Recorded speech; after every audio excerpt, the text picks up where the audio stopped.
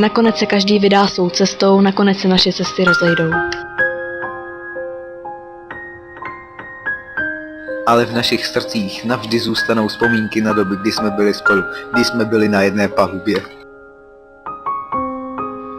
První krok musíme udělat my, rozhodnout se, co od života chceme, abychom to od něj získali. Ale i když naše životní sny ztroskotají, nesmíme dopustit, aby se náš život zastavil.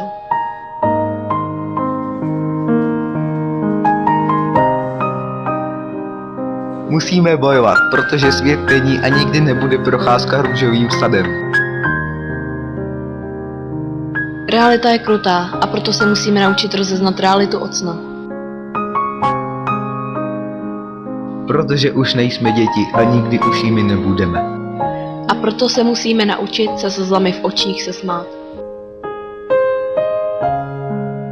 Pohladit se zavřenou dlaní, rozdat vše a nemít nic. Pak poznáme, že stojí za to žít.